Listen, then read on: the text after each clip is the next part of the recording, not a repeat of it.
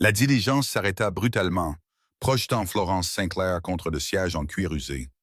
La secousse fut si forte qu'elle lui meurtrit l'épaule. Quand elle se redressa et regarda par la fenêtre couverte de poussière, son souffle se coupa. Elle vit un cow-boy solitaire qui bloquait la route, avec seulement son cheval et une main tendue. « Cocher! » cria le cow-boy. Sa voix avait une chaleur qui contrastait avec sa manière de les arrêter. Le pont est détruit à environ 3 kilomètres d'ici. Une crue soudaine l'a emporté hier après-midi. Florence appuya sa main gantée contre le cadre de la fenêtre, observant l'homme qui venait peut-être de leur sauver la vie. Il se tenait droit sur sa selle, les épaules larges sous une chemise marron poussiéreuse. Ses cheveux sombres bouclaient légèrement sur son col, sous un chapeau à large bord. Même de loin, elle pouvait voir l'inquiétude sincère et pressante gravée sur son visage hâlé. Le cocher, un homme grisonnant nommé Pete, lui avait à peine adressé 3 mots depuis Sacramento. Il se pencha depuis son siège. « Vous en êtes sûr? Cette dame doit arriver à Yuba City avant le coucher du soleil. Elle est attendue. » « Aussi sûr que le lever du soleil, Pete. Je suis allé vérifier moi-même ce matin après avoir entendu le bruit de l'eau. Vous devrez prendre la route de l'Est. Ça ajoute environ 4 heures à votre voyage, mais c'est le seul passage maintenant. » Le cœur de Florence se serra. 4 heures de plus. Elle voyageait déjà depuis 3 semaines depuis Boston. Chaque kilomètre l'éloignait de tout ce qu'elle connaissait et la rapprochait d'un avenir arrangé uniquement par des lettres et un espoir désespéré. Son fiancé, Matthew Duran, l'attendrait à la gare de Yuba City. Il attendait la fiancée par correspondance qu'il avait courtisée avec soin pendant 6 mois. Elle pressa ses doigts contre la petite pile de ses lettres, rangées dans son réticule.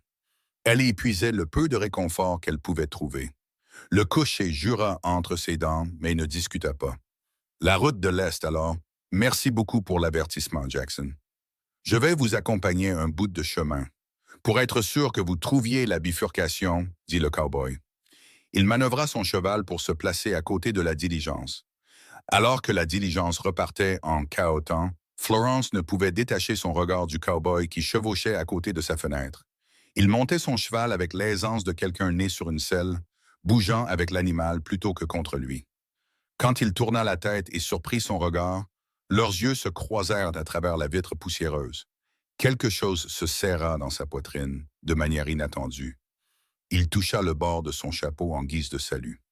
Elle vit sa bouche s'étirer en un sourire qui transforma son visage. Il n'était plus seulement séduisant.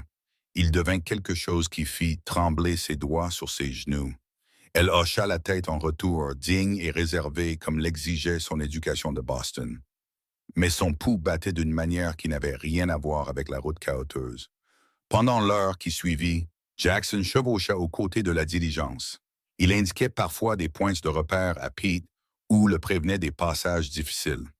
Florence se disait qu'elle observait simplement le paysage, ses premiers vrais aperçus de la Californie en 1885. Mais son regard revenait sans cesse vers le cow-boy. Elle remarqua la façon dont il caressait distraitement le cou de son cheval, le soin avec lequel il scrutait l'horizon, la compétence dans chacun de ses mouvements. Quand ils atteignirent la bifurcation, Jackson guida son cheval juste à côté de sa fenêtre. De près, elle put voir que ses yeux étaient d'un brun profond, chaud comme le miel au soleil. De fines raides au coin de ses yeux témoignaient des années passées à plisser les yeux sous le soleil de Californie. « Mademoiselle, dit-il, et sa voix était plus douce maintenant, destinée à elle seule. Je ne veux pas être indiscret, mais êtes-vous la dame qui vient rencontrer Matthew Duran? » La surprise l'envahit. « C'est exact. Comment le saviez-vous? » Quelque chose traversa son visage, trop rapide pour qu'elle puisse le déchiffrer. « Matthew est mon frère. Il ne parle que de ça depuis des semaines. Je suis Jackson Durant. » Le monde sembla basculer. C'était le frère de Matthew, l'homme qui avait fait battre son cœur avec un simple sourire, et 1 heure de compagnie silencieuse était le propre parent de son fiancé. La honte lui monta aux joues, tandis qu'un sentiment plus profond, qui ressemblait dangereusement à de la déception, s'installa dans son estomac. « Je suis Florence Sinclair, » réussit-elle à dire, reconnaissante que sa voix reste stable. « Votre frère a été très aimable dans ses lettres. J'ai hâte de le rencontrer. »« C'est un homme bon, » dit Jackson, et elle entendit une vérité absolue dans ses mots. « Il vous traitera bien, mademoiselle Sinclair. Il a travaillé dur pour arranger la maison Il voulait que tout soit parfait pour votre arrivée. Vous vivez ensemble, alors? Elle ne devrait pas engager la conversation, ne devrait pas encourager cette conscience dangereuse qui vibrait entre eux. Mais la question lui échappa avant qu'elle ne puisse la retenir. Pour l'instant, le ranch Durant nous appartient à tous les deux. Notre père nous l'a laissé il y a 5 ans. Matthew, l'aîné, s'occupe de la plupart des affaires. Je m'occupe du bétail et des ouvriers. Il fit une pause et son cheval s'approcha, le rapprochant assez pour qu'elle puisse voir le conflit dans ses yeux. Mademoiselle Sinclair, je devrais vous dire... Jackson, appela Pete d'en haut. Nous devons continuer si cette dame veut arriver à Yuba City avant la nuit noire. Ce que Jackson s'apprêtait à dire mourut sur ses lèvres. Il hocha la tête une fois, d'un geste sec et décidé, et recula son cheval. Bon voyage, mademoiselle Sinclair. Je suppose que je vous verrai bientôt au ranch. Il fit faire demi-tour à son cheval et repartit par où ils étaient venus. Mais pas avant que Florence ne le voie jeter un dernier regard en arrière. Son expression était illisible, mais assez intense pour lui couper le souffle à nouveau. Les heures restantes jusqu'à Yuba City passèrent dans un brouillard de poussière et d'anxiété. Florence essaya de se concentrer sur l'avenir qu'elle avait choisi, sur les plans minutieux qu'elle avait faits.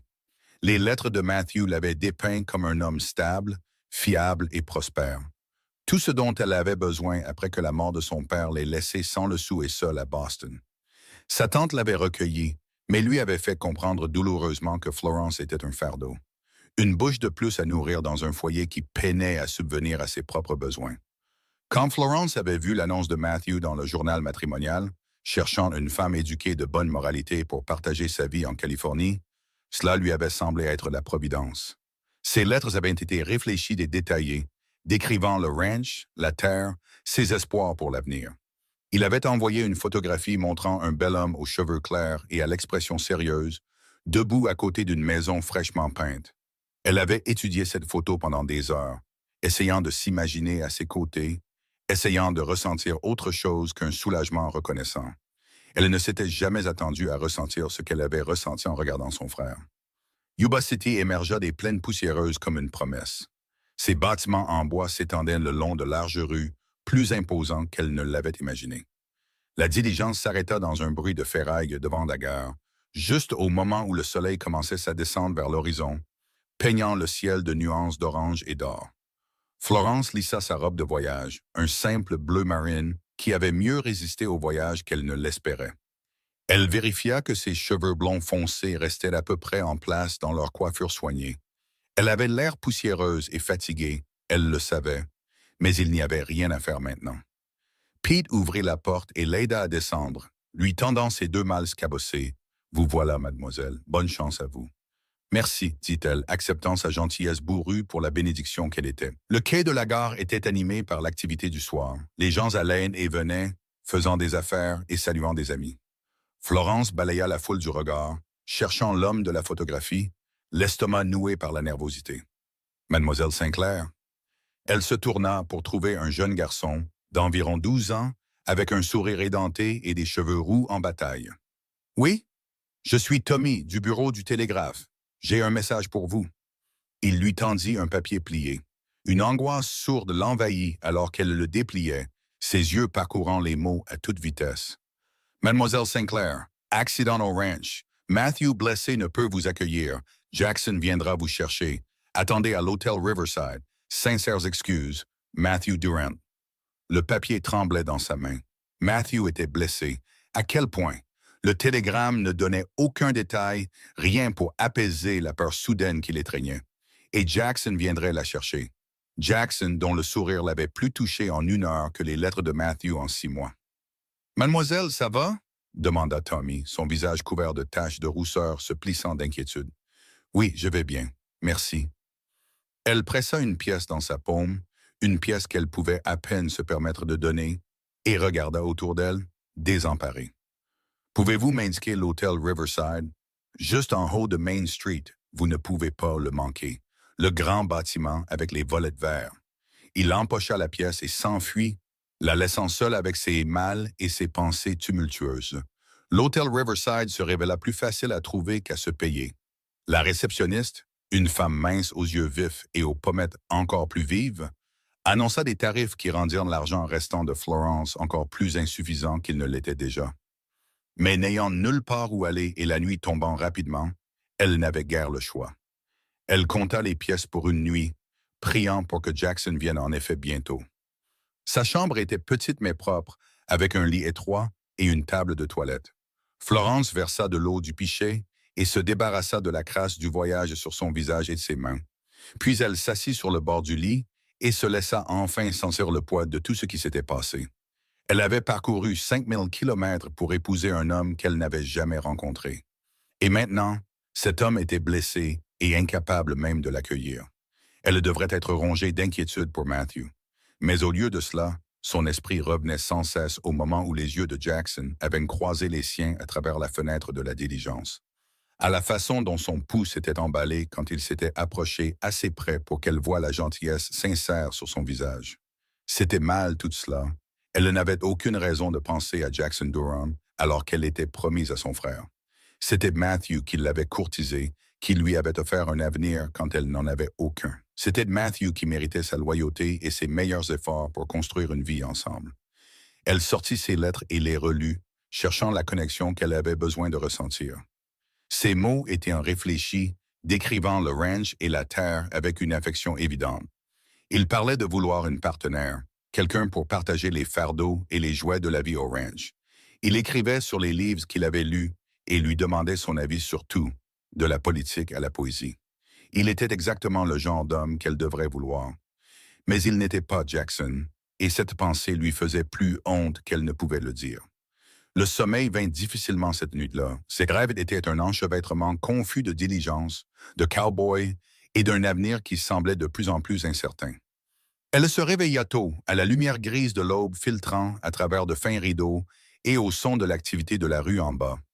Après s'être faite aussi présentable que possible avec ses ressources limitées, Florence s'aventura en bas, dans la petite salle à manger de l'hôtel.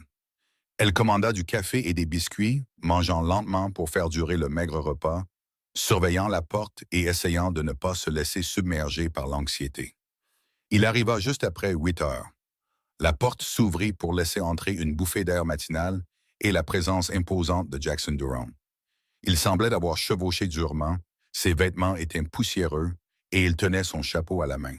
Mais ses yeux la trouvèrent immédiatement à travers la pièce, avec une intensité qui fit cliqueter sa tasse de café contre sa soucoupe. Mademoiselle Sinclair. Il traversa la pièce en 3 longues enjambées pour la rejoindre à sa table. Je m'excuse de vous avoir fait attendre. Je suis venu dès que j'ai pu. Comment va votre frère? Les mots sortirent plus essoufflés qu'elle ne l'aurait voulu, et elle mit cela sur le compte de l'inquiétude, pas sur la façon dont son cœur avait bondi à sa vue. L'expression de Jackson se durcit. Il s'en remettra. Un cheval s'est emballé hier après-midi et l'a projeté à terre. Il s'est gravement cassé la jambe, et le médecin s'inquiète d'une infection, mais il pense qu'il s'en sortira avec des soins appropriés et du repos. Le soulagement l'envahit. Dieu merci. J'étais si inquiète quand j'ai reçu le télégramme. Il se sent très mal de ne pas être là pour vous accueillir lui-même. Il était presque hors de lui quand le médecin a dit qu'il ne pouvait pas voyager.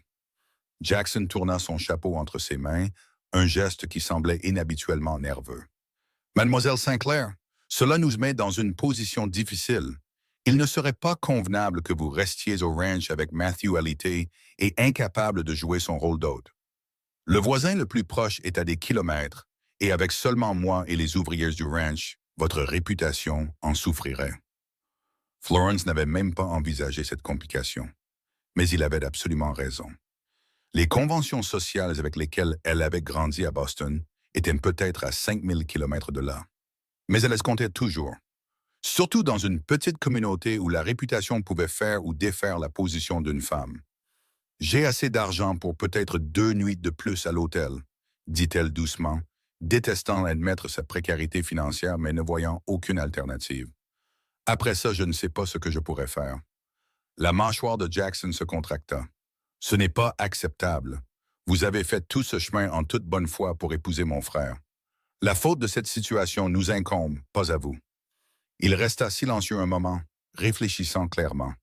Il y a une veuve en ville, Madame Alina Patterson. Elle vit seule dans une grande maison et prend parfois des pensionnaires. Elle est respectable. Elle est ici depuis la fondation de Yuba City. Si elle acceptait de vous héberger jusqu'à ce que Matthew soit assez bien pour le mariage, cela résoudrait le problème. Je ne peux pas me le permettre. Le ranch couvrira vos dépenses, dit fermement Jackson. C'est le moins que nous puissions faire. Laissez-moi parler à Madame Patterson ce matin. La fierté luttait avec le pragmatisme. Florence subvenait à ses propres maigres besoins depuis si longtemps qu'accepter de l'aide lui semblait dangereux, comme admettre une faiblesse. Mais elle avait aussi appris que parfois, la survie signifiait ravaler sa fierté. Merci, dit-elle, c'est très aimable. Ses yeux rencontrèrent les siens, et cette même conscience électrique crépita entre eux. Vous avez fait tout ce chemin pour faire partie de notre famille, mademoiselle Sinclair. Nous prenons soin des nôtres. Le mot « famille » aurait dû être rassurant. Au lieu de cela, il sonna comme une porte se fermant sur quelque chose qui n'avait jamais eu la chance de s'ouvrir. Madame Alina Patterson se révéla être une femme redoutable dans la soixantaine, avec des cheveux gris acier attachés en un chignon impeccable et des yeux qui semblaient voir jusqu'à l'âme d'une personne. Elle les reçut dans son salon, une pièce remplie de meubles soigneusement entretenus et de rideaux en dentelle qui témoignaient d'un raffinement de l'Est ayant survécu en territoire de l'Ouest. « Alors, vous êtes la fiancée de Matthew Durant, dit-elle, étudiant Florence avec une franchise déconcertante. Vous venez de Boston, n'est-ce pas? Oui, madame. Florence garda le dos droit et les mains jointes, faisant appel à toutes les leçons de maintien que sa mère lui avait inculquées avant que la tuberculose ne l'emporte. Et maintenant, Matthew s'est cassé la jambe avant même que vous puissiez vous rencontrer correctement. C'est bien la chance des Durant, ça. Toujours à compliquer les choses. Mais son ton était affectueux et elle sourit à Jackson. Votre père était pareil, que son âme repose en paix. Tu te souviens quand il s'est cassé le bras la veille de la fête d'anniversaire de ta mère? Il a quand même insisté pour danser avec elle, dit Jackson, et la chaleur dans sa voix parlait de bons souvenirs. Il a failli renverser le bol de punch au passage. Madame Patterson rit, puis reporta son attention sur Florence. Vous avez l'air respectable, mademoiselle Sinclair. Je pense que nous nous entendrons bien. J'ai une chambre à l'étage, orientée à l'est. Vous aurez donc une bonne lumière le matin. 3 repas par jour inclus. J'attends de l'aide pour les tâches ménagères légères et de la conversation au dîner. Je n'accepterai aucun paiement directement de vous. Jackson et moi réglerons les comptes entre nous. Je ne veux pas être un fardeau, dit Florence avec précaution. Si je pensais que vous seriez un fardeau, je n'aurais pas accepté de vous prendre. Je suis un bon juge de caractère, et je vois une femme qui a voyagé loin et qui se trouve dans une situation délicate sans que ce soit de sa faute. L'expression de Madame Patterson s'adoucit légèrement. De plus, la compagnie me fera plaisir. C'est silencieux ici, juste moi et mes souvenirs. La gratitude emplit la poitrine de Florence. Merci, Madame Patterson. J'essaierai d'être utile. Veillez-y. Maintenant, Jackson, vous allez monter les malles de Mademoiselle Sinclair depuis l'hôtel. Oui, madame, et je retournerai au ranch pour dire à Matthew qu'elle est bien installée. À la mention de Matthew, Florence ressentit une pointe de culpabilité pour toutes les pensées qu'elle avait eues à propos de Jackson au lieu de s'inquiéter convenablement pour son fiancé blessé. S'il vous plaît, dites-lui que j'espère qu'il se rétablira vite et que j'attendrai sans problème qu'il aille mieux. Je le ferai. Jackson remit son chapeau sur sa tête et pendant un instant, ses yeux croisèrent les siens avec une expression qu'elle ne put tout à fait déchiffrer. Je serai de retour en ville dans quelques jours pour des provisions. Si vous avez besoin de quoi que ce soit d'ici là, Madame Patterson sait comment joindre le ranch. Après son départ, la maison parut plus calme, plus vide. Madame Patterson montra sa chambre à Florence, un espace agréable avec du papier peint à fleurs délavées et un couvre-lit matelassé qui avait clairement été fait avec soin et habileté. La fenêtre promise, orientée à l'est, donnait sur un petit jardin, propre et bien entretenu. « Vous ferez l'affaire, » dit Madame Patterson depuis le seuil. « Je vois que vous réfléchissez trop à tout. C'est le problème avec les femmes éduquées. Nous ne pouvons jamais laisser les choses être simples. » Florence se tourna, surprise par la perspicacité de la veuve. « J'essaie juste de comprendre ma situation, madame. Votre situation est la suivante. Vous allez épouser Matthew Durant une fois qu'il sera guéri, et vous serez la femme d'un éleveur en Californie au lieu de ce que vous auriez été à Boston. Tout le reste n'est que détail. Elle fit une pause, son expression pleine de sous-entendus. Cependant, je dirais ceci. Jackson Durant est un homme bon, peut-être le meilleur que je connaisse. Mais ce n'est pas l'homme pour qui vous êtes venu, et il est important de s'en souvenir. La chaleur inonda les joues de Florence. Je ne sais pas ce que vous voulez dire. Bien sûr que non, ma chère. Maintenant, venez m'aider à préparer le déjeuner et vous me parlerez de Boston. J'ai grandi à Philadelphie et la conversation raffinée de l'Est me manque. Les jours suivants s'installèrent dans un rythme inattendu. Florence aidait Madame Patterson à la cuisine et aux tâches ménagères légères, trouvant du réconfort dans les routines domestiques. La veuve avait la langue bien pendue mais était gentille, avec une réserve apparemment inépuisable d'histoires sur les débuts de Yuba City et les gens qui l'avaient bâti à partir de rien. Florence apprit que les frères Durand avaient hérité de leur ranch de leur père, qui était devenu en Californie pendant la ruée vers l'or, et il avait eu le bon sens d'investir dans la terre et le bétail plutôt que de courir après des mines épuisées. Matthew avait 32 ans, il était responsable et sérieux, respecté dans la communauté pour son sens des affaires. Jackson avait 28 ans, connu pour son habileté avec les chevaux et sa volonté d'aider quiconque en avait besoin. « Matthew, c'est le stable », dit Madame Patterson, alors qu'elle pétrissait la pâte à pain ensemble le troisième matin. Toujours à penser 3 coups à l'avance, à planifier l'avenir, Jackson est plus stable qu'il n'y paraît. Mais il a plus de cœur que de tête parfois. Ça lui attire des ennuis. « Quel genre d'ennui ?» demanda Florence. Puis elle regretta sa question quand Madame Patterson lui lança un regard entendu. Le genre où il aide des gens qui ne peuvent pas le rembourser, ou recueille des animaux errants, ou chevauche dans une tempête pour aider un voisin à rentrer son bétail. Le genre où il ressent les choses profondément et agit en fonction de ses sentiments. Elle façonna sa pâte en un pain avec une efficacité experte. Matthew pense avec sa tête, Jackson pense avec son cœur. Aucune des deux approches n'est mauvaise, mais elle mène à des endroits différents.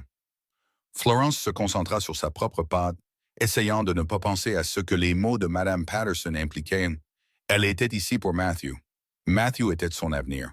Ce qu'elle ressentait en pensant à Jackson n'était que la confusion d'une situation écrasante. Le résultat naturel du fait qu'il ait été la première personne à lui montrer de la gentillesse dans ce nouvel endroit étrange. Elle faillit se convaincre que c'était vrai. Le 4e jour, Jackson retourna en ville pour des provisions. Florence était dans le jardin, arrachant les mauvaises herbes autour des plants de tomates de Madame Patterson, quand elle entendit sa voix depuis l'intérieur de la maison. Ses mains s'immobilisèrent dans la terre, son pouls s'emballant de cette manière désormais familière. « Elle est derrière », dit Madame Patterson. « Elle travaille plus que je ne la paye, c'est-à-dire pas du tout puisque je ne la paye pas. Allez, parlez-lui de Matthew. » Florence se leva et épousseta la terre de ses mains, essayant de se ressaisir avant que Jackson n'apparaisse au coin de la maison. Il s'était clairement nettoyé depuis sa dernière visite, sa chemise était fraîchement lavée et ses cheveux sombres encore humides sur les bords. Sa vue lui coupa le souffle. « Mademoiselle Sinclair », la salua-t-il, son sourire chaleureux mais quelque peu prudent. « Vous avez l'air en forme. Madame Patterson vous traite bien? » « Elle est merveilleuse. Je suis reconnaissante de son hospitalité. » Florence désigna le jardin pour donner une contenance à ses mains. « Comment va Matthew? »« Mieux, la fièvre est tombée hier et le médecin pense que la jambe guérit proprement. Il est agité, veut se lever et bouger, mais nous le gardons au lit comme le médecin l'a ordonné. » Jackson s'approcha, assez près pour qu'elle puisse voir l'inquiétude dans ses yeux. « Il voulait que je vous donne ça. » Il sortit une lettre de sa poche, le papier froissé mais scellé à la cire. Florence la prit, ses doigts effleurant brièvement les siens, et le contact lui envoya une décharge qu'elle ne pouvait absolument pas reconnaître. « Merci. » Elle glissa la lettre dans la poche de son tablier, ne se sentant pas capable de l'ouvrir sous le regard de Jackson. « Il voulait aussi que je vous dise. » Jackson s'arrêta, semblant lutter avec ses mots. « Il voulait que je vous dise qu'il comprend si vous avez changé d'avis. Si la situation n'est pas ce à quoi vous vous attendiez, si vous voulez retourner à Boston, il paiera votre passage et ne vous tiendra pas à vos promesses. » Le choc l'envahit. Il pense que je partirai parce qu'il s'est cassé la jambe? Il pense que vous pourriez partir parce que vous avez parcouru 5000 kilomètres pour rencontrer votre futur mari, et qu'au lieu de ça, vous êtes coincé en ville depuis près d'1 semaine avec rien d'autre que les excuses d'un étranger blessé. Matthew n'est pas un étranger. Je lis ses lettres depuis 6 mois. Même en le disant, Florence reconnut l'ironie. Elle connaissait les opinions de Matthew sur la rotation des cultures et l'élevage du bétail, ses avis sur la politique territoriale et l'expansion des chemins de fer. Mais elle ne savait pas comment son rire sonnait, ni à quoi il ressemblait au lever du soleil, ni si ses mains étaient douces ou rudes. Elle ne le connaissait pas de la manière dont elle sentait, d'une certaine façon, déjà connaître Jackson, après seulement quelques heures en sa présence. Il sera heureux de vous entendre dire ça. L'expression de Jackson était soigneusement neutre, mais quelque chose vacilla dans ses yeux. C'est un homme bon, mademoiselle Sinclair, meilleur que moi dans la plupart des domaines qui comptent. Il sera le mari stable et fiable dont vous avez besoin. Il y avait quelque chose dans sa façon de le dire, un sous-entendu qu'elle ne pouvait pas tout à fait identifier. Et quel genre de mari seriez-vous, Monsieur Durand? La question lui échappa avant qu'elle ne puisse la retenir. Audacieuse et inappropriée à parts égales. Elle devrait s'excuser, devrait la retirer, mais elle se surprit à attendre sa réponse, le cœur battant contre ses côtes. La mâchoire de Jackson se contracta.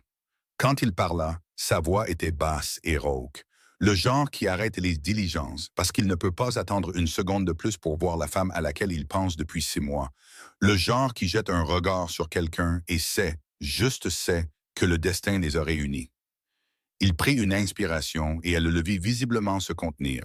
« Mais je ne suis pas celui pour qui vous êtes venu. C'est la seule chose qui compte. » L'air entre eux était chargé, dangereux. Florence savait qu'elle devrait reculer, se réfugier dans les convenances et prétendre que cette conversation n'avait jamais eu lieu. Au lieu de cela, elle se surprit à demander « Que voulez-vous dire, la femme à laquelle vous pensez depuis 6 mois ?» « Les lettres de Matthew, dit Jackson doucement. Il me les lisait parfois. Lisez vos réponses. Vous êtes éduqué et réfléchi. Vous aimez les livres et les idées. Vous êtes assez courageuse pour traverser un continent pour une chance d'une vie meilleure. Chaque lettre me faisait penser. » Il s'arrêta. « Peu importe ce que je pensais. Vous êtes la fiancée de Matthew et il est mon frère. » C'est là que ça s'arrête. Mais cela ne ressemblait pas à une fin. Cela ressemblait au début de quelque chose qui ne pouvait pas être autorisé à commencer. Une porte s'ouvrant sur un avenir qui ne leur était pas destiné.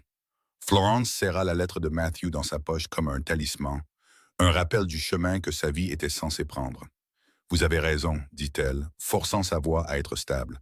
Je devrais lire la lettre de Matthew. Merci de l'avoir livrée. » Elle se tourna vers la maison, ayant besoin de mettre de la distance entre eux avant de dire ou de faire quelque chose d'irréversible.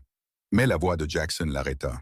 « Mademoiselle Sinclair, Florence. » Le son de son prénom dans sa voix lui fit fermer brièvement les yeux. « Je pensais ce que j'ai dit. Le destin vous a amené ici. Peut-être pas à moi, mais à cet endroit, à cette vie. Ne laissez pas la confusion d'un moment vous faire jeter quelque chose de bien. » Elle se retourna vers lui, cet homme qui voyait d'une manière ou d'une autre à travers son calme soigneusement entretenu. « Et si c'est plus qu'un moment? Alors nous l'ignorons, tous les deux, parce que toute autre chose blesserait quelqu'un qui nous est cher à toutes les deux. » Son expression était résolue malgré la douleur qu'elle voyait en dessous. « Je ne ferai pas ça, Matthew. J'espère que vous non plus. » Il avait raison. Elle savait qu'il avait raison, mais cette connaissance ne rendait pas la douleur moins vive. Florence hocha la tête une fois et entra dans la maison, sentant ses yeux sur elle jusqu'à ce qu'elle disparaisse de sa vue. Dans sa chambre, elle ouvrit la lettre de Matthew avec des mains tremblantes. « Chère Florence, » commençait-elle avec son écriture soignée, « je ne saurais exprimer mon regret face aux circonstances de votre arrivée. Vous méritez d'être accueillis avec respect et célébration, pas avec confusion et désagrément.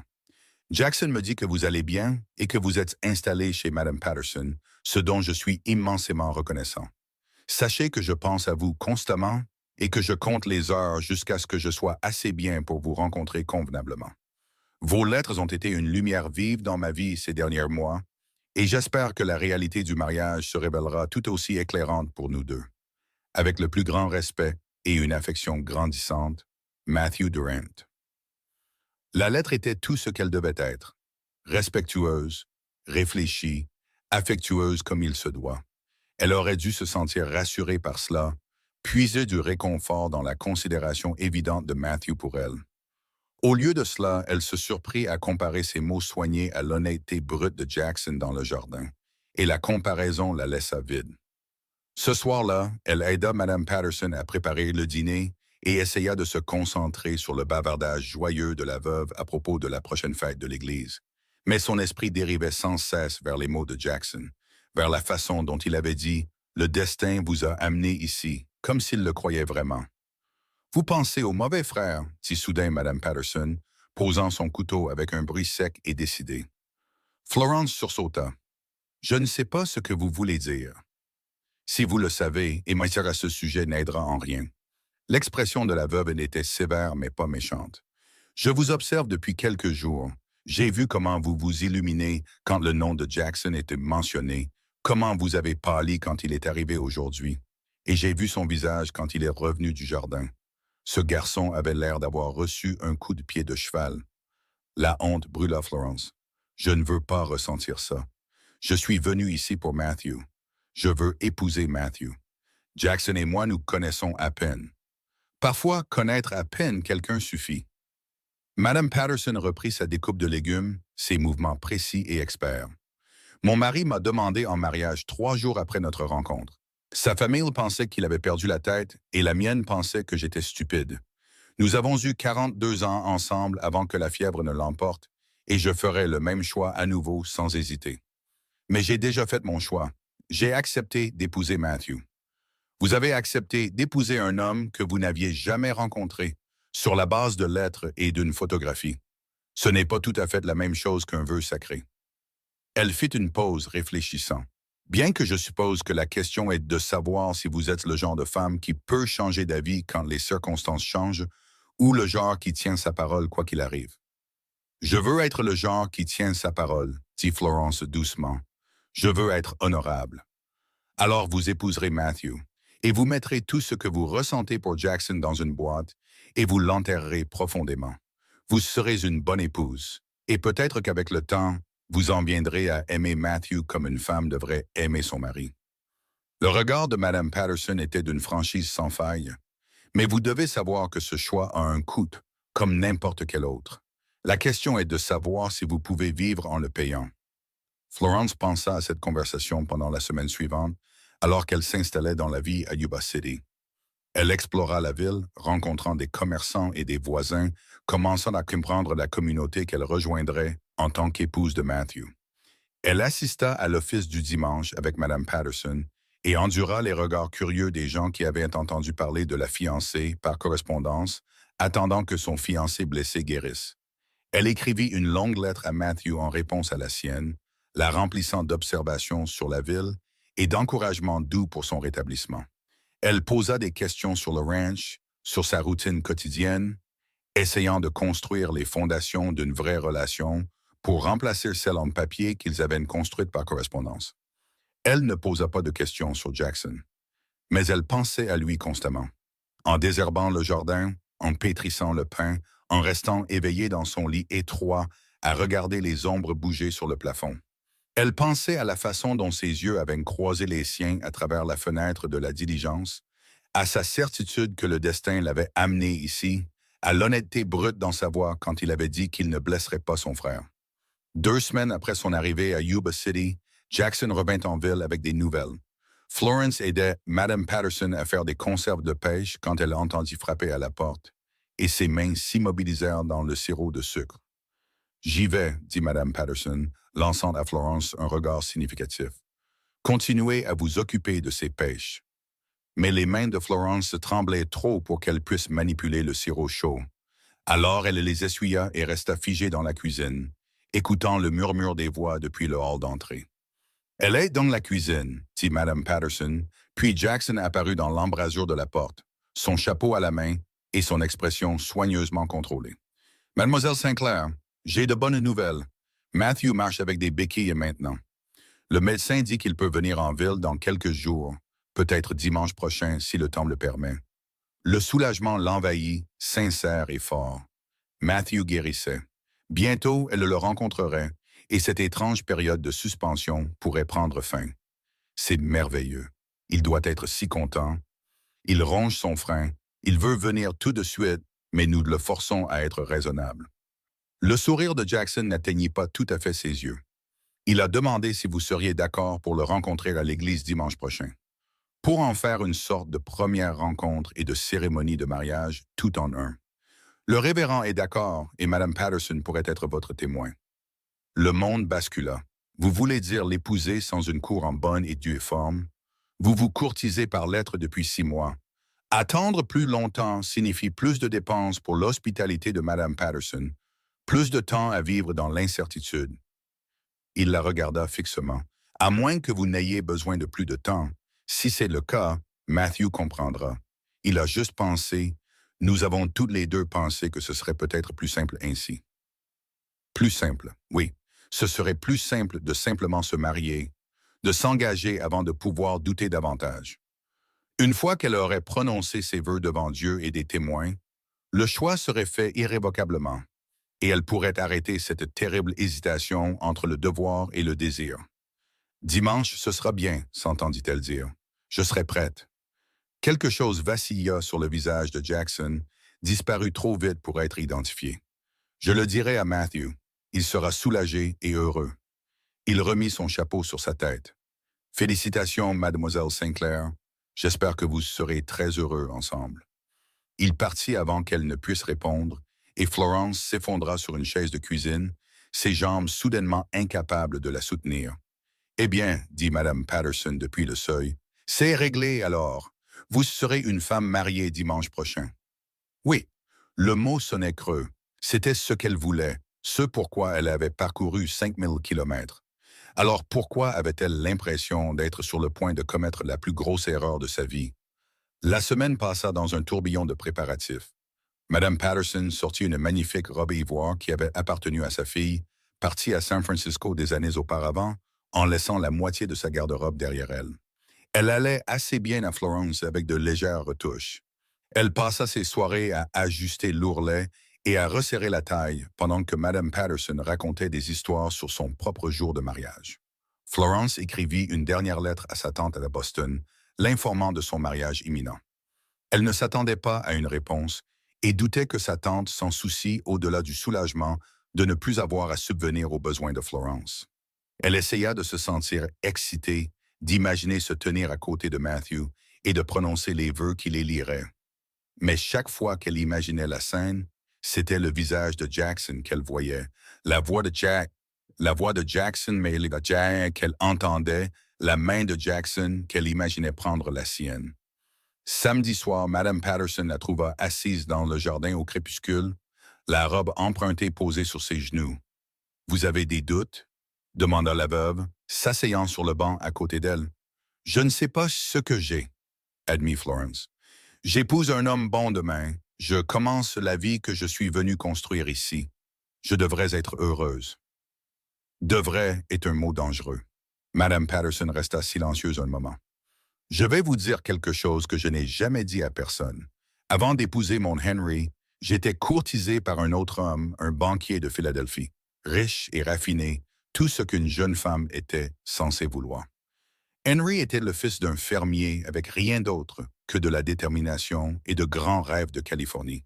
Tout le monde me disait de choisir le banquier. Mais vous avez choisi Henry.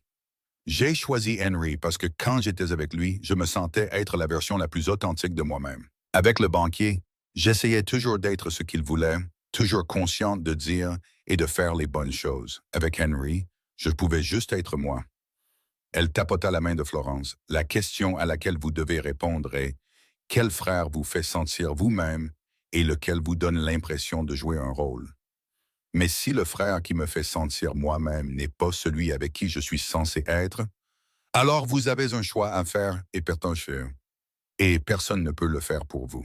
Madame Patterson se leva, ses articulations craquant. Rappelez-vous simplement que vous n'êtes pas encore marié. Jusqu'à ce que vous prononciez ces vœux, vous pouvez encore changer d'avis. Il n'y a pas de honte dans l'honnêteté, seulement dans le fait de vivre un mensonge. Florence resta assise dans le jardin longtemps après que Mme Patterson soit rentrée, regardant les étoiles apparaître dans le ciel qui s'assombrissait. Elle pensa aux lettres soignées de Matthew, à sa fiabilité constante, à la vie de sécurité qu'il offrait. Elle pensa à l'intensité de Jackson, à la façon dont il avait arrêté la diligence, à la certitude dans sa voix quand il avait parlé du destin. Elle pensa à la femme qu'elle voulait être, honnête ou pragmatique, suivant son cœur ou tenant sa parole. Au moment de rentrer, elle ne connaissait toujours pas la réponse. Le dimanche matin se leva, clair et chaud, un temps parfait pour un mariage. Florence s'habilla avec soin dans la robe ivoire empruntée, ses mains plus stables qu'elle ne l'avait prévu. Madame Patterson arrangea ses cheveux, les relevant et laissant de douces boucles encadrer son visage. « Vous êtes magnifique, dit la veuve, reculant pour admirer son travail. Matthew est un homme chanceux. Les mots auraient dû lui plaire. Au lieu de cela, ils pesaient comme des pierres dans son estomac. Elles marchèrent en ensemble jusqu'à l'église, Madame Patterson bavardant nerveusement de tout et de rien. Florence l'entendait à peine, trop concentrée à mettre un pied devant l'autre, à avancer vers l'avenir qu'elle avait choisi même si tout en elle hurlait de s'arrêter. L'église était petite et simple, les bancs en bois usés par des années d'utilisation. La lumière du soleil filtrait à travers des vitres simples, illuminant des grains de poussière qui dansaient dans l'air. Une poignée de citadins curieux s'étaient rassemblés, attirés par la nature inhabituelle de la cérémonie. Et à l'avant de l'église, debout à côté du révérend, se trouvaient les frères Durand. Matthew se tenait debout, soutenu par des béquilles, sa jambe cassée dans une attelle et soulevée du sol. Il était aussi beau que sa photographie l'avait promis, avec des cheveux châtains clairs et un visage aimable, vêtu de son plus beau costume malgré la gêne de sa blessure. Quand il vit Florence, toute son expression s'illumina d'une joie et d'un soulagement indubitable. À côté de lui, Jackson se tenait droit et immobile, son visage soigneusement vide, mais ses yeux brûlants d'une flamme qui coupa le souffle de Florence. Il était également habillé de manière formelle, clairement là pour soutenir son frère, et sa vue fit vaciller les pas de Florence sur le sol usé de l'église. « Tenez bon, murmura Madame Patterson, sa main ferme sur le bras de Florence.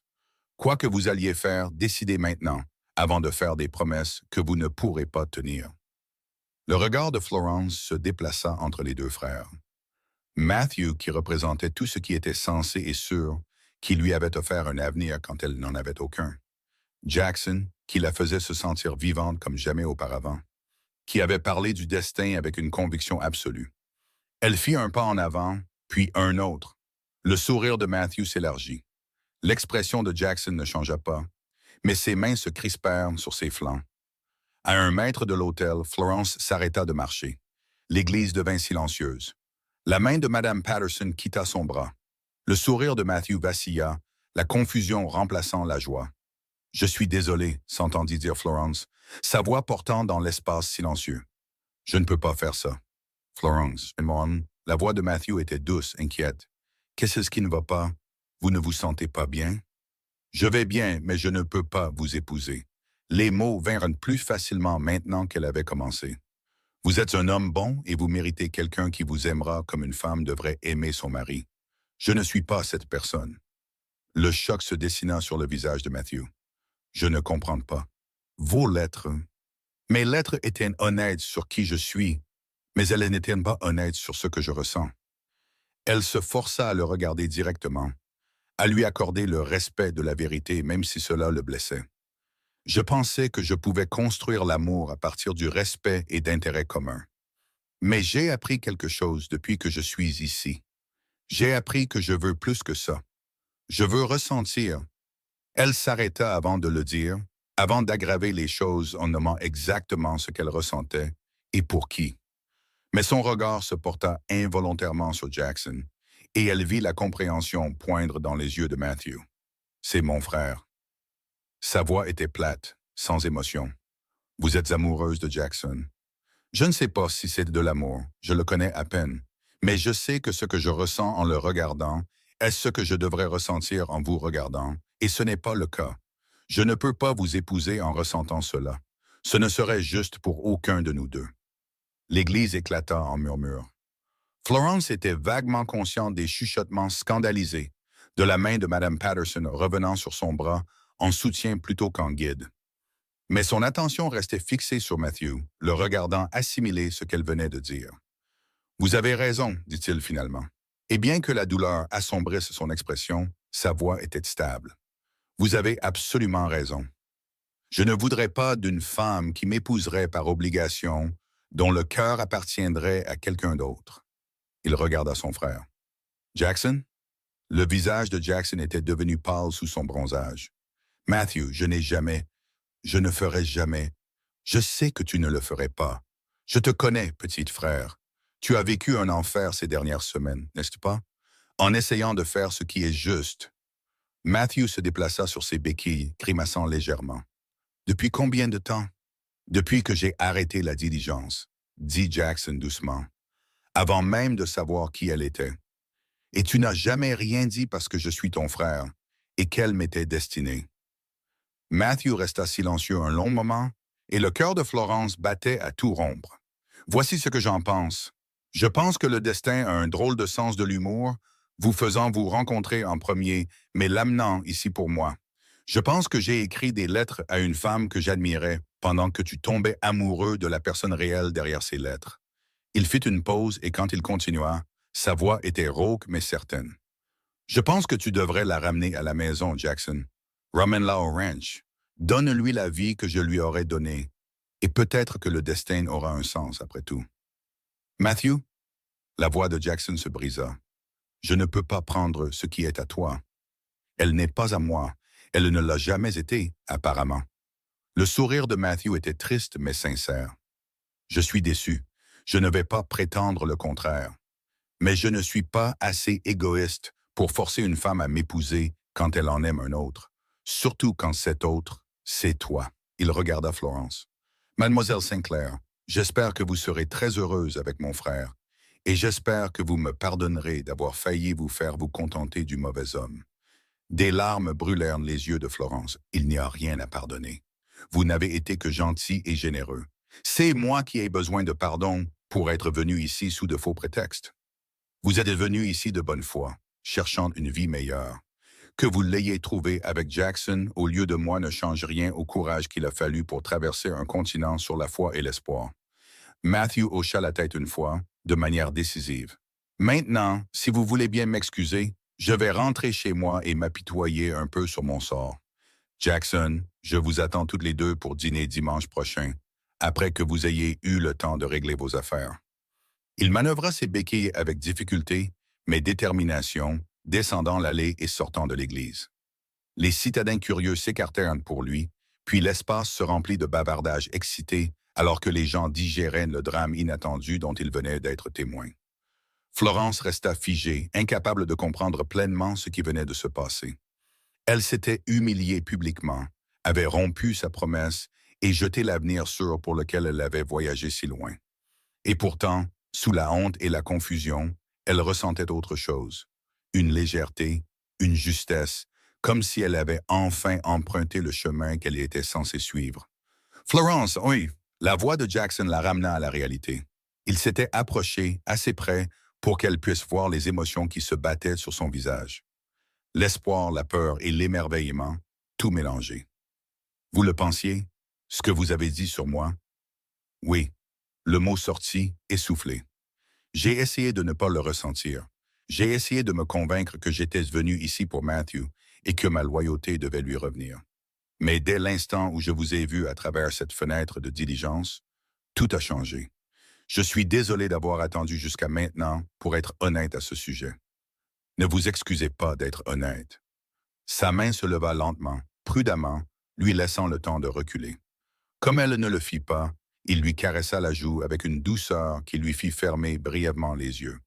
Quand j'ai arrêté cette diligence et que je vous ai vu me regarder, j'ai eu l'impression d'avoir été frappé par la foudre. Et puis, quand j'ai réalisé que vous étiez la fiancée de Matthew, j'ai pensé que le destin jouait la plus cruelle des farces. Qu'en pensez-vous maintenant?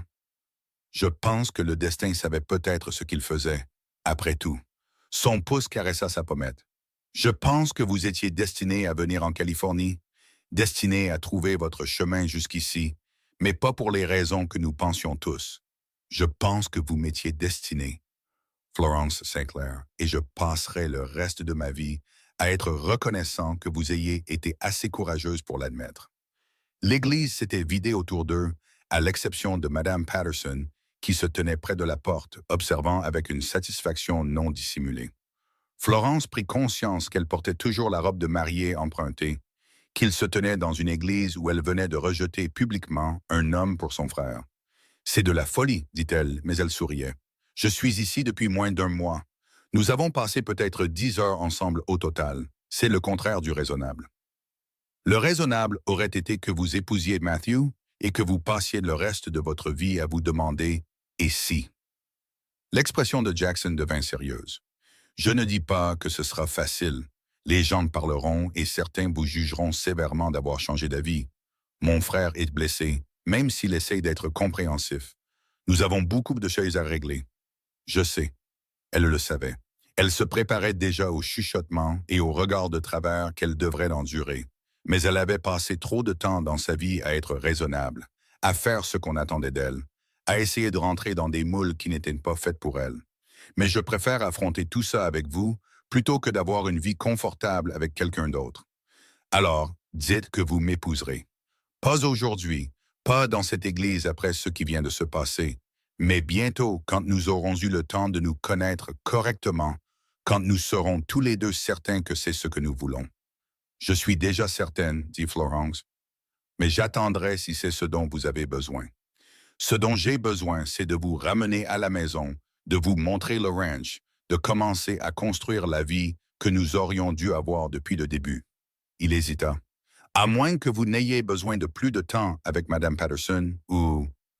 Elle doit venir chercher ses affaires et ensuite partir au ranch avec vous, annonça Mme Patterson depuis le seuil. Et vous deux, arrêtez d'être si dramatique. La moitié de la ville va de toute façon jacasser sur vous pendant des mois, autant leur donner de quoi parler. 3 heures plus tard, Florence était assise à côté de Jackson sur le siège du chariot, sa malle bien arrimée à l'arrière, regardant le paysage défiler alors qu'il quittait Yuba City. Le soleil de fin d'après-midi peignait tout de nuances d'or et d'ambre, la vallée de Sacramento s'étendant autour d'eux dans un vide vaste et magnifique. Jackson était resté silencieux depuis leur départ, concentré sur les chevaux et la route, mais elle pouvait sentir sa conscience de sa présence, la même charge électrique qui avait vibré entre eux depuis le début, maintenant reconnue et autorisée à exister. « Parlez-moi du ranch », dit-elle finalement, brisant le silence confortable. Il sourit, l'expression transformant son visage de simplement séduisant à quelque chose qui fit battre son cœur. Il fait d'environ 8000 acres, principalement du bétail et quelques chevaux. La maison n'a rien d'extraordinaire. Mon père l'a construite lui-même avec l'aide des voisins. Matthew l'a rénovée, ajoutant des pièces et apportant des améliorations. Il y a un bon puits et un ruisseau qui traverse le pâturage haie. Nous avons 5 ouvriers de ranch qui vivent dans le dortoir, de bons hommes qui sont avec nous depuis des années. Ça a l'air merveilleux. C'est chez nous. Il la regarda et elle vit de la vulnérabilité dans ses yeux. J'espère que vous le penserez aussi. Je sais que ce n'est peut-être pas ce à quoi vous vous attendiez. Nous sommes isolés. Le voisin le plus proche est à 5 kilomètres. C'est un travail difficile de faire tourner l'endroit, et il y a de longues périodes où vous ne verrez personne d'autre que moi et les ouvriers. Certaines femmes trouvent ça solitaire. Florence pensa à sa vie à Boston, à la pension de famille bondée, aux critiques constantes de sa tante, à la pression étouffante d'essayer de maintenir une respectabilité sans ressources. Je pense que solitaire et seul sont des choses différentes. J'étais entouré de gens à Boston, mais je me sentais plus isolé que je ne l'ai jamais été ici. Vous ne serez pas isolé au ranch. Sa voix contenait une promesse. Je m'en assurerai. Le soleil se couchait quand ils tournèrent enfin dans une longue allée, et Florence aperçut pour la première fois ce qui serait sa nouvelle maison. La maison était en effet simple. Une structure en bois de 2 étages avec une large véranda et des volets soignés, entourés de dépendances et de corrals. Mais elle se trouvait dans une petite vallée abritée par des collines, avec le ruisseau promis visible comme une ligne de végétation verte coupant l'herbe dorée. « C'est magnifique », souffla-t-elle, et elle le pensait. Il y avait quelque chose de solide et de réel dans cet endroit, d'honnête d'une manière que sa vie à Boston n'avait jamais été. C'est encore mieux maintenant que vous êtes homme. Jackson arrêta le chariot devant la maison et se tourna pour lui faire face. Florence, avant d'entrer, je dois dire quelque chose. Je sais que les circonstances qui vous ont amené ici n'étaient pas idéales, et je sais que nous nous sommes précipités sans une cour en bonne et due forme. Mais je pensais ce que j'ai dit à l'Église. Je pense que le destin vous a amené à moi, et je vais faire tout ce qui est en mon pouvoir pour que vous ne regrettiez jamais d'avoir choisi cette vie. J'ai fait beaucoup de choix dans ma vie par nécessité ou par obligation, dit Florence, tendant la main vers la sienne et la trouvant chaude et solide. C'est le premier choix que je fais parce que mon cœur l'exige. Je ne pense pas être capable de le regretter. Il porta sa main à ses lèvres, déposant un baiser sur ses jointures qui l'inonda de chaleur. Alors, laissez-moi vous montrer votre maison. L'intérieur de la maison était mieux que ce à quoi elle s'attendait, propre et bien entretenu, avec des meubles simples mais robustes. Jackson lui fit faire le tour, montrant les améliorations de Matthew, la cuisine avec son nouveau poêle, le salon avec des étagères clairement construites pour contenir des livres. Ça allait être votre chambre, dit-il, ouvrant une porte au deuxième étage pour révéler un espace qui avait clairement été préparé avec soin. Des rideaux frais pendaient aux fenêtres et un couvre-lit coloré recouvrait le lit. Matthew voulait que tout soit parfait pour votre arrivée. La culpabilité la tordit. Il s'est donné tant de mal. Il voulait que vous soyez heureuse. Nous le voulions tous les deux. Jackson s'appuya contre le cadre de la porte, son expression pensive. Il s'en remettra, vous savez. Matthew est résilient et il est pragmatique. Il pourrait même en venir à voir ça comme une chance. Mieux vaut découvrir une incompatibilité avant le mariage qu'après. Vous pensez qu'il nous pardonnera? Il l'a déjà fait. C'est comme ça qu'est Matthew. Il met toujours la famille en premier. Il pensait ce qu'il a dit à propos de nous inviter à dîner. Jackson se détacha du cadre de la porte. Mais pour ce soir, vous devriez vous reposer. La journée a été longue et j'imagine que vous êtes épuisé. Il avait raison. Le bouleversement émotionnel de la journée la rattrapait, la laissant vider. Mais elle se sentit réticente à le laisser partir, à être seule dans cette belle chambre, dans cette maison étrange. Jackson, appela-t-elle alors qu'il atteignait le seuil, merci pour tout. Il se retourna et la chaleur dans ses yeux l'enveloppa comme une couverture. Reposez-vous, Florence. Demain, nous commencerons à voir comment construire une vie ensemble. Elle dormit mieux qu'elle ne l'avait fait depuis des semaines, malgré l'étrangeté du nouvel endroit. Quand elle se réveilla à la lumière du soleil filtrant par la fenêtre orientée à l'est, elle pouvait sentir l'odeur du café et du bacon. L'odeur l'attira en bas pour trouver Jackson dans la cuisine, préparant le petit déjeuner avec une efficacité compétente. Les ouvriers mangent généralement dans le dortoir, expliqua-t-il alors qu'elle apparaissait dans l'embrasure de la porte. Mais j'ai pensé que nous pourrions manger ensemble ce matin pour bien commencer la journée. Ils mangèrent sur la véranda, regardant le soleil monter plus haut et le ranch s'animer autour d'eux. Jackson lui montra des points de repère, expliquant la disposition de la propriété et la présentant aux ouvriers du ranch quand ils passaient à cheval. Les hommes étaient polis mais curieux, se demandant clairement qui était cette femme destinée à un frère mais qui avait fini avec l'autre. « Ils vont jacasser, dit Jackson d'un ton neutre.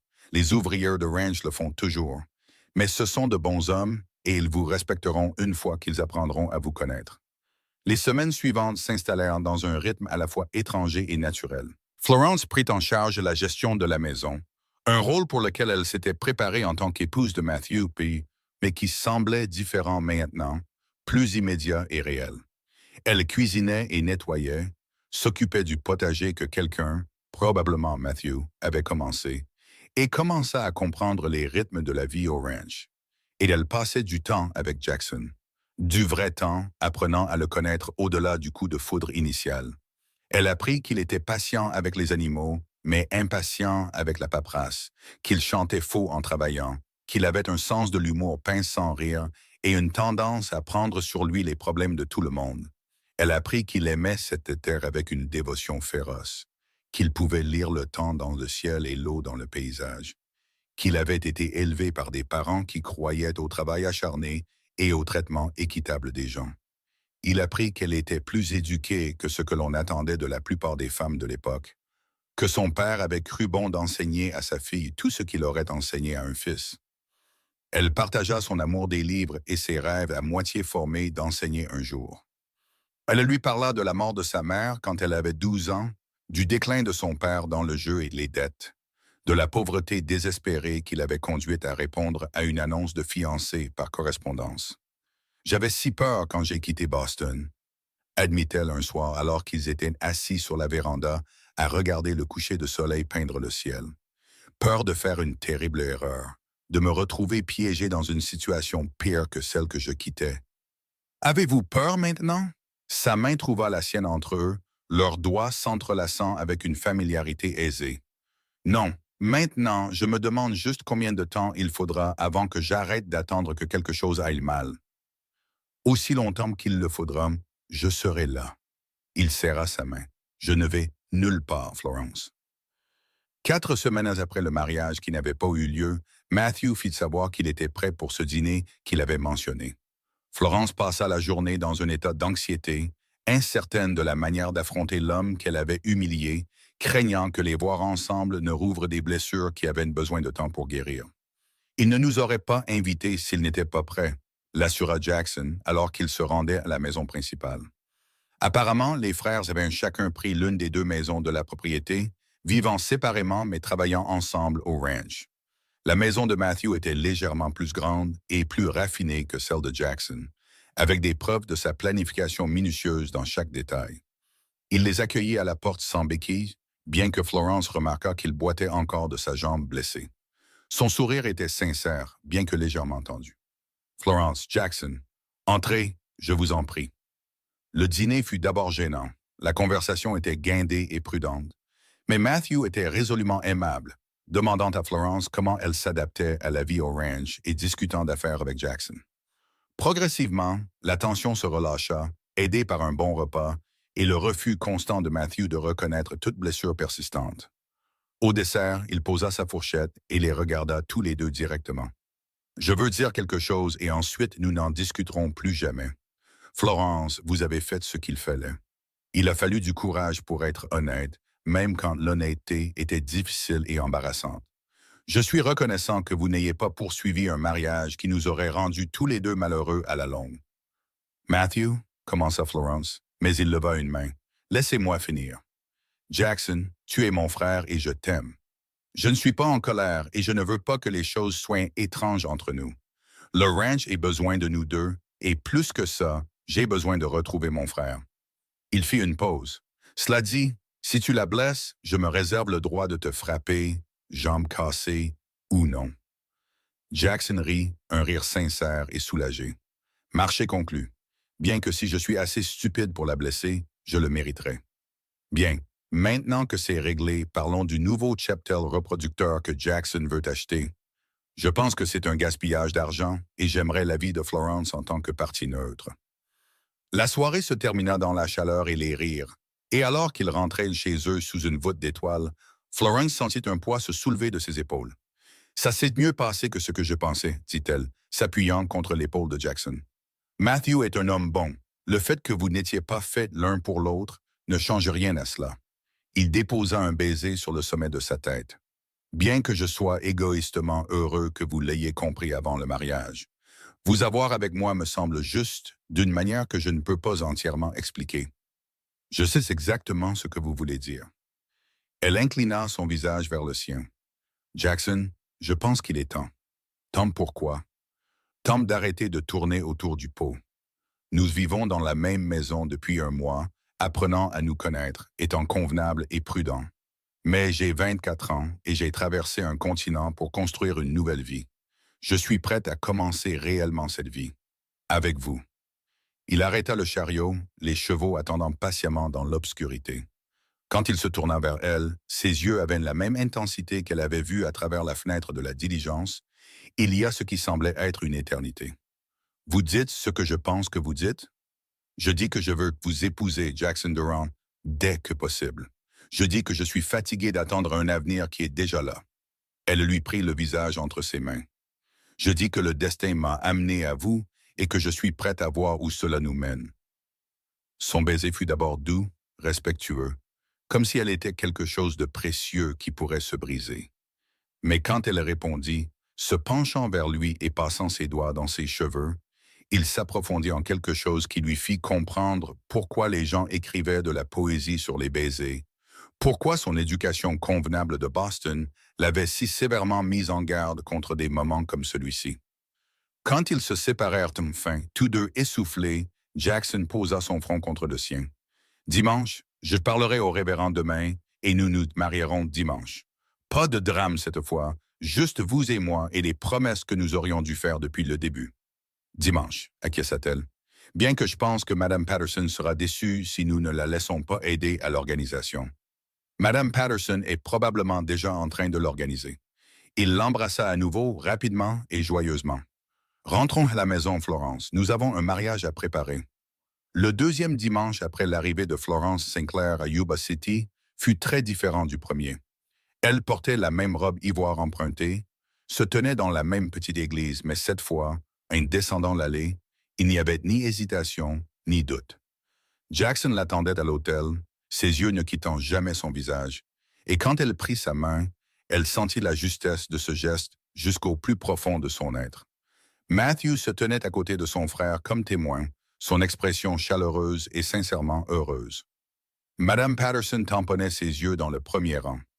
Les vœux étaient simples, traditionnels, mais quand Florence prononça les mots qui la liaient à Jackson, elle les pensait de chaque fibre de son être.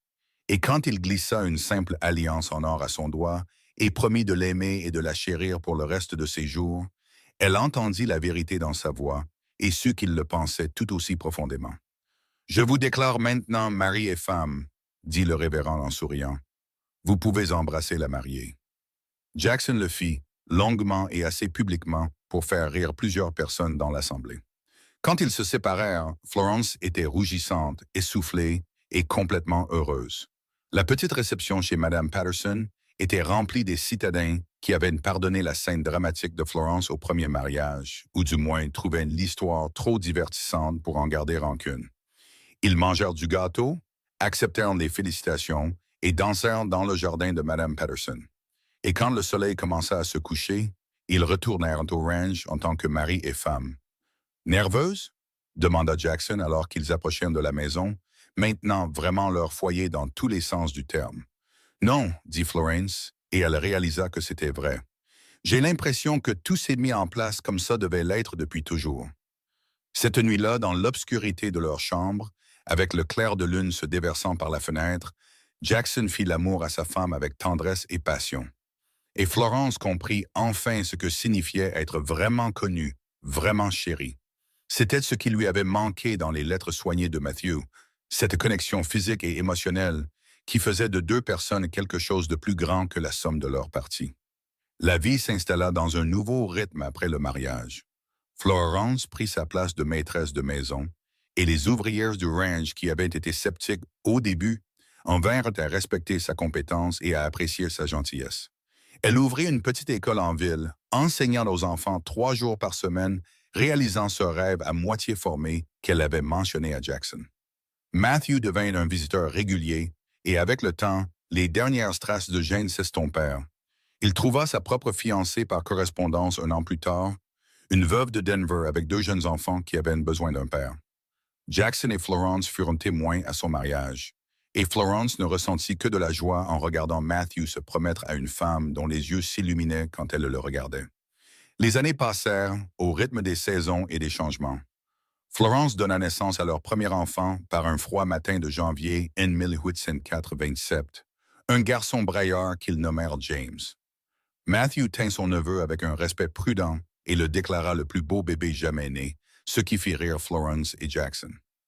2 ans plus tard vint une fille, Catherine, avec les cheveux sombres de son père et les yeux gris de sa mère. Et 3 ans après, un autre fils qu'ils nommèrent Daniel, qui arriva en avance et petit, mais devint un enfant sauvage et intrépide, qui leur donna à tous les deux des cheveux blancs. Le ranch prospéra grâce aux efforts combinés des frères. L'instinct de Jackson pour les animaux et la terre, combiné au sens des affaires de Matthew, créa quelque chose qu'aucun des deux n'aurait pu construire seul. Ils achetèrent plus de terre, améliorèrent leur cheptel, survécurent aux sécheresses, aux hivers rigoureux et aux défis sans fin de vivre du bétail et des chevaux. L'école de Florence grandit aussi, déménageant dans son propre bâtiment à mesure que de nouvelles familles s'installaient dans la région. Elle enseignait la lecture et les mathématiques, l'histoire et la géographie, façonnant de jeunes esprits pendant que ses propres enfants jouaient dans la cour de l'école pendant la récréation. Les soirs tranquilles, après que les enfants soient au lit et que le travail du ranch soit terminé, Elle et Jackson s'asseyaient sur leur véranda et regardaient le soleil se coucher sur la terre où ils avaient bâti une vie. Parfois, ils parlaient de tout et de rien. Parfois, ils s'asseyaient dans un silence confortable, les mains liées, contents de la présence de l'autre. Tu penses parfois à quel point les choses auraient pu être différentes? Demanda Jackson un de ces soirs, alors qu'ils étaient mariés depuis 15 ans et que 3 enfants faisaient résonner la maison de bruit et de rire. Florence réfléchit à la question, repensant à cette femme terrifiée dans une diligence, certaine de faire une erreur mais trop fière et trop désespérée pour faire demi-tour. Parfois, mais je ne pense pas que je changerais quoi que ce soit. Même les moments difficiles nous ont menés ici. Le cocher de la diligence m'a dit plus tard qu'il n'avait jamais rien vu de tel. La façon dont nous nous sommes regardés à travers cette fenêtre, il a dit que c'était comme voir la foudre frapper. Jackson la serra plus près, ses bras solides et chauds autour de ses épaules. Il m'a dit qu'il a su à ce moment-là que tu n'étais pas faite pour Matthew, avant même que quiconque d'autre ne le sache. Le destin, dit doucement Florence. Le destin, acquiesça Jackson. Il t'a fait traverser un continent, t'a mise dans une diligence spécifique un jour spécifique, et s'est assuré que c'était moi qui l'arrêtais. Avec le recul, tout semble inévitable, comme si chaque étape devait se produire exactement comme elle le fait pour nous amener ici. Avant, je pensais que je ne croyais pas au destin, songea Florence. Je pensais que nous faisions notre propre avenir par des choix et un travail acharné. Mais maintenant, je pense que c'est peut-être les deux. Le destin nous met au bon endroit au bon moment, mais nous devons encore être assez courageux pour le reconnaître et agir. Tu as été courageuse en t'éloignant de la sécurité, en refusant de te contenter de moins que ce que tu méritais. Ça a demandé un vrai courage. Toi aussi en me laissant partir. Matthew aurait pu insister, aurait pu rendre les choses difficiles. Tu aurais pu reculer et me laisser l'épouser par loyauté envers ton frère. Mais vous avez tous les deux choisi l'honnêteté plutôt que le confort.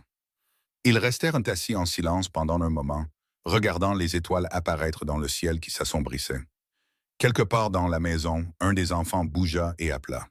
Florence commença à se lever, mais Jackson la retint doucement. « Je vais voir. Reste ici et profite du calme tant qu'il dure. » Elle le regarda disparaître à l'intérieur. Cet homme qui avait arrêté une diligence et changé le cours de sa vie, qui lui avait donné non seulement la sécurité mais l'amour, non seulement une maison mais un endroit où elle appartenait complètement. Elle pensa à la femme effrayée qu'elle avait été, au choix désespéré qui l'avait amenée ici, au moment de vérité dans une petite église où elle avait choisi l'honnêteté plutôt que les convenances. Chaque jour depuis ce moment avait construit vers ceci, une vie pleine de bruit, de travail et d'amour. 3 enfants dormant en sécurité dans leur lit. Un mari qui la regardait encore comme si elle était un miracle. Un beau-frère qui leur avait pardonné et était devenu une vraie famille.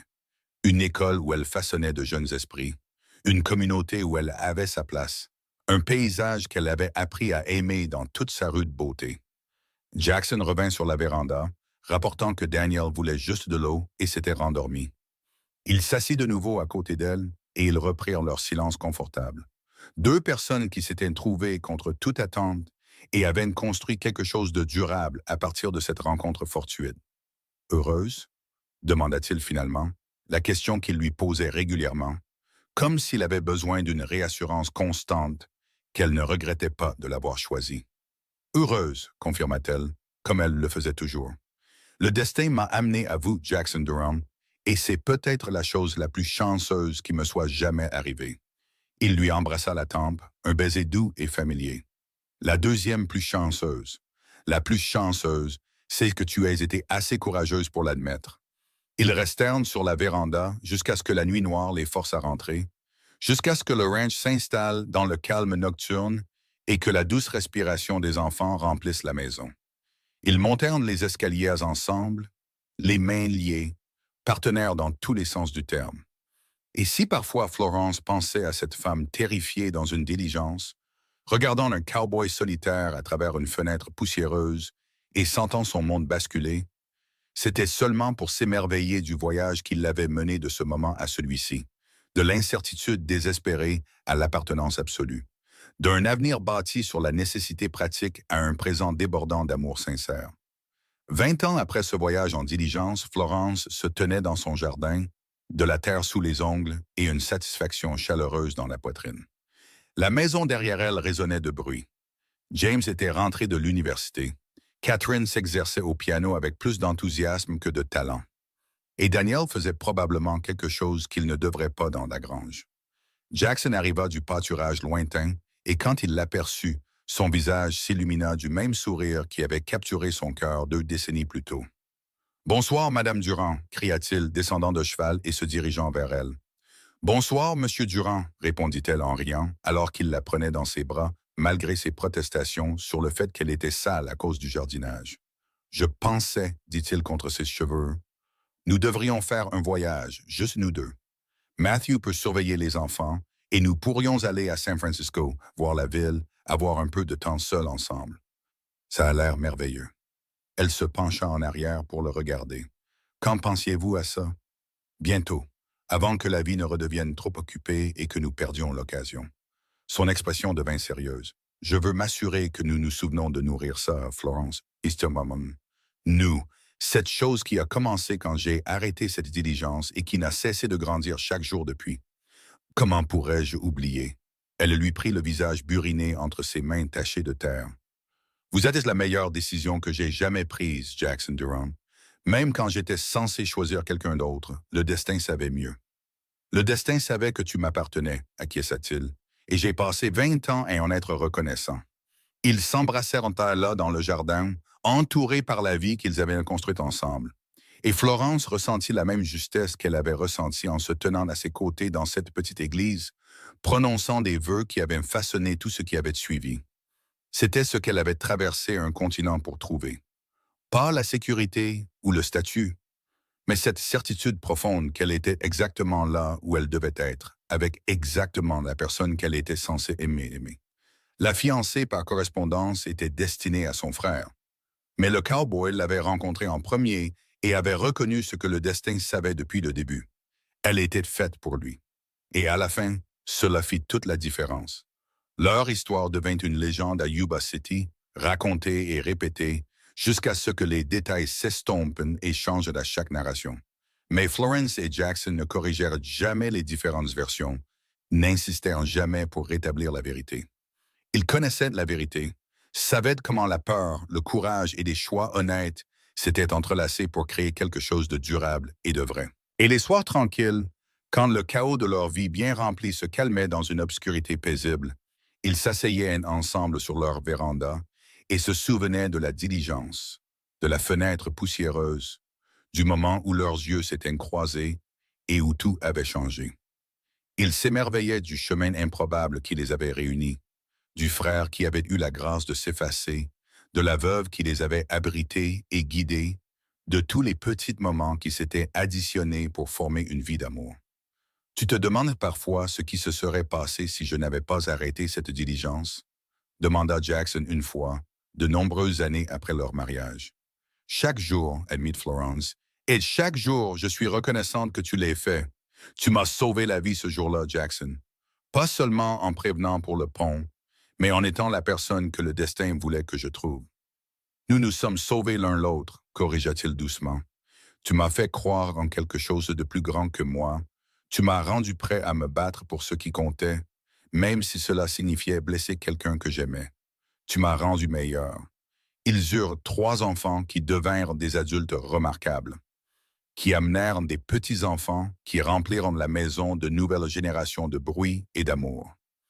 Ils eurent 47 ans ensemble avant que Jackson ne meure paisiblement dans son sommeil à 75 ans, sa main dans celle de Florence, ses derniers mots un murmure.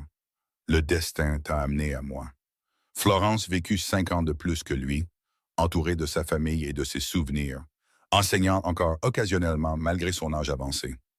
Quand elle mourut à 69 ans, ses enfants et petits-enfants se rassemblèrent pour célébrer une vie pleinement vécue.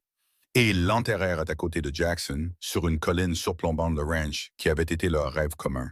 Sur sa pierre tombale, sous son nom et ses dates, étaient inscrits les mots que Jackson avait prononcés ce premier jour.